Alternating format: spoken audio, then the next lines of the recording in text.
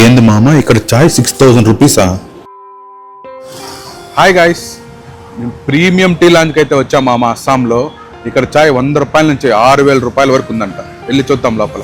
Welcome to the GTAC premium launch guys. ఈ launch నిజంగానే చాలా ప్రీమియం గా ఉంది గాయస్.